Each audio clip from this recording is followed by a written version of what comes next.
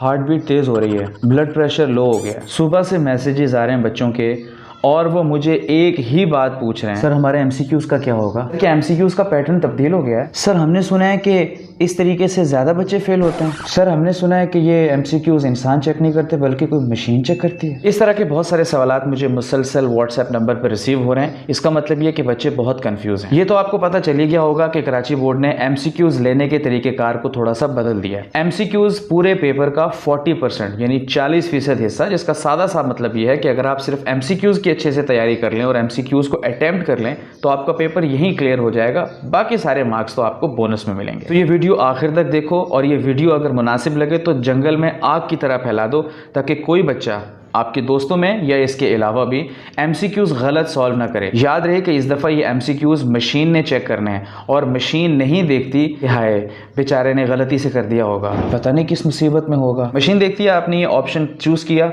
ठीक है, करेक्ट, और अगर गलत है तो क्रॉस। आपका वक्त बहुत कीमती है। ये वीडियो छोटी सी है लेकिन इसे आखिर तक देखिए ताकि इसको अच्छे से समझ लें और आपको गलती करके एग्ज़ाम में अपने नंबर ना कटवा बैठें। सो बगैर वक्त ज़ाया किए स्टार्ट करते हैं आज की वीडियो। जी जनाब, तो आप अपनी स्क्रीन पर देख सकते हैं इस वक्त board of intermediate education Karachi का एक पेज है जिसके ऊपर एमसीक्यूज़ का आपको इमेज नज़र आ रहा होगा। इस तरीके की शीट होगी जो आपको एग्जाम में मिलेगी, आपने सॉल्व कर। जहाँ पर ग्रुप लिखा है वहाँ पर आप लिखेंगे प्री इंजीनियरिंग है, मेडिकल है, आर्ट्स है, कॉमर्स है, जो भी है।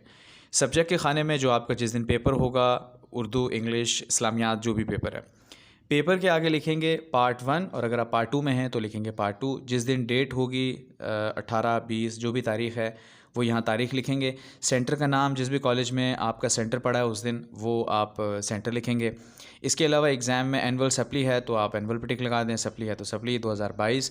इनरोलमेंट रजिस्ट्रेशन नंबर जो आपको दिया गया है बोर्ड की तरफ से वो आपने वहाँ से देखकर यहाँ पर लिखना है। याद रहे इस चीज़ में मिस्टेक नहीं होनी चाहिए वरना आपके लिए परेशानी का बायस बन सकती है। नेक्स्ट आप देखें करेक्ट मेथड और रॉन्ग मेथड। पेपर को सॉल्व करने का तरीका बताया गया। करेक्ट मेथड कौन सा है, किस तरीके से पेपर सॉल्व करना है। कोई भी ऑप्शन जो आप अटैम्प्ट करेंगे उसको ब्लैक कलर से या ब्लू कलर से फिल करना है, उस पूरे सर्कल को, उस पूरे दायरे को। उसके ऊपर डॉट नहीं लगाना, उसको क्रॉस में नहीं लगाना, उसके ऑप्शन के ऊपर निशान नहीं लगाना, बल्कि पूरे सर्कल को जो आपको लगता है this is the correct answer तो आपने उसको फिल करना है। अच्छा जी, इसके बाद अगर आप देखें तो नीचे आपको नज़र आ रहा होगा रोल नंबर का खाना है 670052। ये रोल नंबर, जो भी आपका रोल नंबर, जैसे 6 पहला डिजिट है तो 6 को जाकर फिल करेंगे, 7 है तो 7 को फिल करेंगे, 0052 इसी तरीके से करेंगे।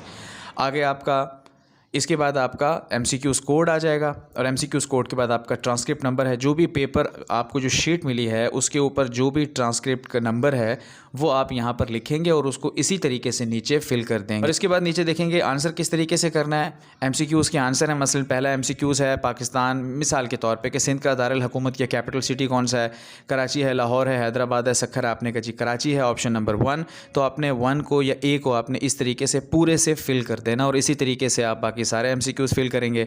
इसके बाद नीचे आप आ जाएंगे सारे एमसीक्यूज़ फिल करने के बाद सबसे लास्ट में आपको कैंडिडेट सिग्नेचर नज़र आ रहा है। जो भी पेपर देने वाला उम्मीदवार है, जो भी स्टूडेंट है, वो यहाँ पे अपना सिग्नेचर करेगा और यहाँ आगे इन्विजिलेटर के सिग्नेचर आ जाएंगे। यह है पेपर सॉल्व करने का सही तरीका।